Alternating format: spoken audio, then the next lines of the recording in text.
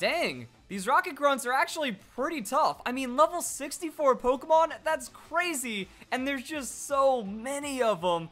It definitely turns the Rainbow Rocket postgame into quite the grind, and I will say, it shattered all of my expectations. Now, my expectations were just steamroll it, you know, GG, easy, postgame, beat it without any hassle, and then all the secrets of Pokemon Ultrasun and Ultramoon are available to me, because there's nothing in my way at that point, but nah.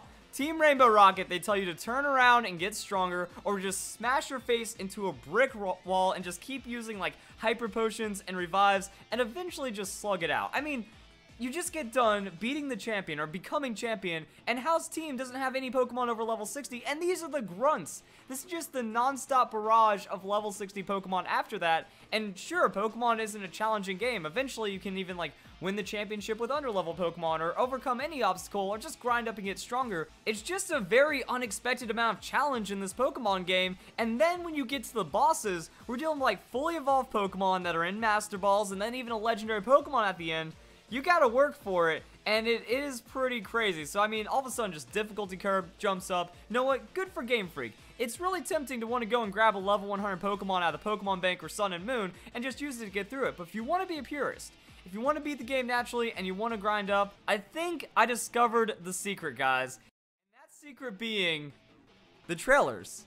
Because one thing from the Pokemon Ultrasun Ultramoon trailers that was kind of getting everyone is, wait a second, we're using legendary Pokemon. What is going on here? So we have legends, they have legends. It's just a mega legendary fest of craziness, and then you have to beat Giovanni with a freaking mega Mewtwo. How is that even fair? You know, it is quite the challenge. But then I realized, wait, we had legends in the trailer. Where do we get legends? I think this is the game telling us that we actually need to go through the Ultra Warp Ride to get legendary Pokemon to be able to battle with Rainbow Rocket. So what Game Freak is telling us here is that we don't go straight into it. You know, they want us to train. They want us to realize, huh, this is tough. So it isn't just progression. It's not a linear beat everything. They actually want you to take a step back, get a couple breaths in, learn about the game, you know, maybe grind up the Elite Four a bit, use the new SOS Blissey method or something, you know, find out how to get stronger in the game before you can actually beat the game instead of just beating the game in one go. And that could mean utilizing the other game features like the Ultra Warp Ride, because that's the only way we're going to get legendaries, and it doesn't seem like there's anything else. Like, when I first saw the trailer, I was like, oh, do we get to rent legendary Pokemon? That doesn't make sense. Why would Team Rainbow Rocket become so successful just to give us a chance? Like, that doesn't seem like Giovanni's trope. Like, I'll give you 5 seconds to stop me while I talk about my evil plan to take over the world that you can't possibly beat. I'll even give you a little bit of the exploit on how... like, Giovanni doesn't trope that way. The man is serious. He wants to take everything over, and he seems the most successful in Pokemon Ultra Sun, Ultra Moon, and it honestly upsets me. It honestly upsets me that I have to take down this man after coming up with the most brilliant, unstoppable plan ever. So now let's talk about actually beating Team Rainbow Rocket. So you want to go into the Ultra Wormhole. I mean, this is like... I think it's not so much as a guide on the step-by-step on how to do it, but just the realization that I think Game Freak planned this one out pretty well. That I really like that they're hinting you to go elsewhere or just kind of smash your wall into it. Because if you want to be stubborn, you know, you can just keep grinding in a slow, kind of semi-efficient way, and maybe even just like keep losing to the bosses. Like, oh, they have evolved Pokemon in a trainer battle that's going to reward a lot of experience. So if their legendary Pokemon like always dunks you, at least you can get a lot of experience by just battling them and then blacking out, and then battling them, blacking out, until you eventually just beat them. So that is a possibility that you could take, but I think that this is kind of a cool idea as well. That in a lot of cases, you know, unless you're just like over power leveling your Pokemon, if you're doing the bare minimum, you know, you might have Pokemon that are about the same level as Hal's team, or just barely what you need to beat the championship, which means you are going to be a little behind when you are rating the Rainbow Rocket base. So what this does is it gives you a good baseline. So, alright. My whole team is going to be level 60s. Also, Ultra Beasts. Ultra Beasts are ridiculous. Go grab yourself Pheromosa. Go grab yourself Kartana. GG easy. I mean, you can actually kind of sweep quite a few of the Rocket Grunts. I mean, oh, Raticate? Raticate means nothing. We got a Kartana that's just going to use Sacred Sword. And then as the battle goes on longer, you're going to get Beast Boost and stuff. So that works out. Also, Legendary Pokemon. Boom. Level 60 Legendary Pokemon. Those things generally have, like, slow leveling. So going to the level 60 means, yeah, you're getting a nice little skip right there. so you can get some good levels, and then after that, like I said, you can find some other experience methods and try to get extra levels to get just to level 70 or whatever it takes. And even then, like, you are dealing with some powerful trainers, some powerful Pokemon, so even at level 70, you know, you're still gonna be in a pretty tough Pokemon battle. So that's what I like about it. You know, you still have to play the other features of the game, and I'm just kind of like going through the Ultra Warp Ride, not really aiming for anything specific. If I see a legendary portal, that'd be pretty cool. But again, it's like, yeah, just go for Ultra Beast. You can do whatever you want and then build up a team of all level 60 Pokemon in a pretty quick manner, and they're going to be pretty solid Pokemon as well. So you can kind of target it like that. I also wonder what the progression is. Ooh, a legendary Pokemon. I also wonder what the progression is to a degree, because you could technically also just like go to the battle tree, and then red is going to be pretty tough, and then the Pony Gauntlet also has like level 60s in the wild, but it's not the most insane thing. Mysterious Presence, I mean, we could just run up and grab ourselves a legendary Pokemon just like that. Hey, a Kyogre! That'd be pretty funny, just Kyogre showdown, or using Kyogre to beat Maxie.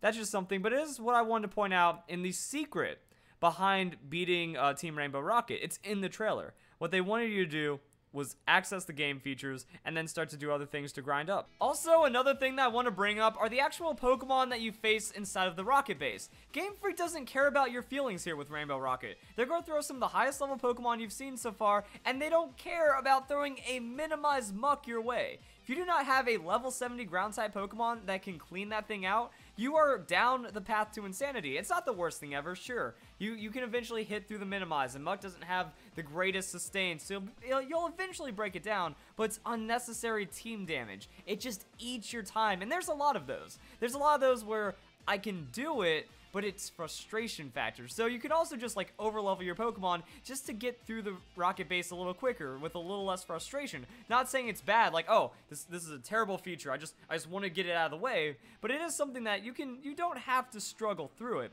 even though the game sets you up to struggle through it. I mean, look at the first thing you do. I mean, look at the first thing the Rainbow Rocket base throws at you. A 6v6 double battle with Faba, and I'm not going to say that Lily's worthless, but she just throws out a support Clefairy, and it's like, good luck, have fun. So you need to handle a 2v1 effectively with a little bit of support. Like, those are mid-level 60s Pokemon, and some of them are quite frustrating. Like, that Claydol is tankier than it has any right to be. The Hypno will put you to sleep and then sustain off of it. Oh yeah, and that Granbull. That Granbull was really annoying, because it's like, oh, I'm just gonna be snarling while Lily is doing nothing. And so if you have a special attacker, you gotta switch, or you gotta take out that Granbull super fast. But then Faba has some pretty good Pokemon as well. I feel like that Claydol is also like more defensive oriented, just so you can't really break it immediately. So there's just a little bit of hate your way that just kind of adds to all this.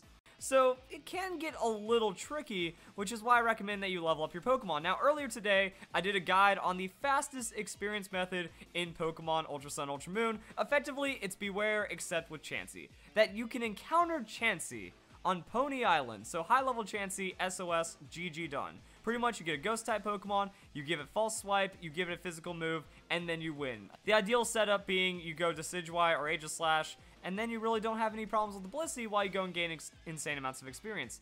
I don't recommend this because another thing about the Rainbow Rocket base is that it tries to beat you down. You know, there's not a lot of opportunities for healing. It's not like the boss is gonna be like, oh yeah, let me make sure this is a fair fight. I'm gonna take care of all your Pokemon, I'm gonna heal them up to full. It's just gonna be great. We're gonna have a nice even battle. No, you're just gonna walk into them, boom, level 60 legendaries. It's still going to be quite tough. And then there's just a non-stop barrage of them. So again, it's another time frustration factor. So I think it's best to just do the Elite Four.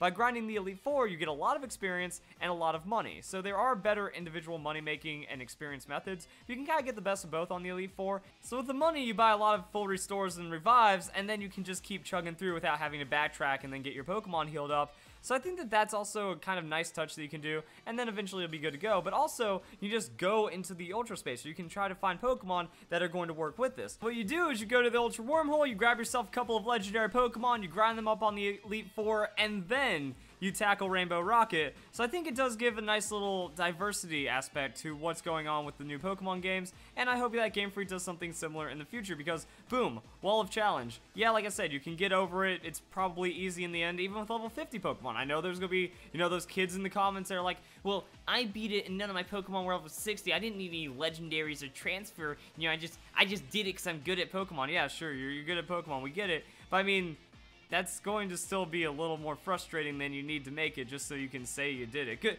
Good job, Mr. Internet Kid.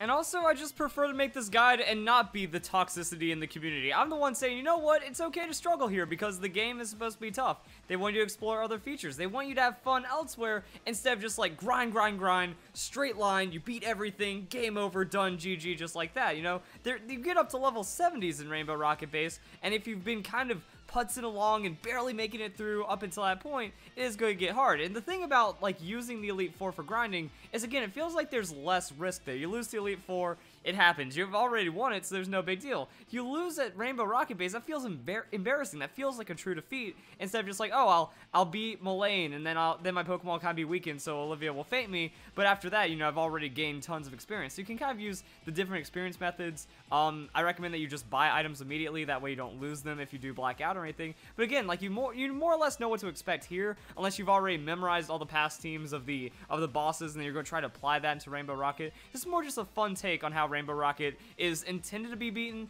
and not trying to do anything like, oh yeah, it's super easy, free, done. You should have beaten it by now, you scrub. Hope you guys enjoy the video. Hope you all have a nice day. Thank you very much for watching.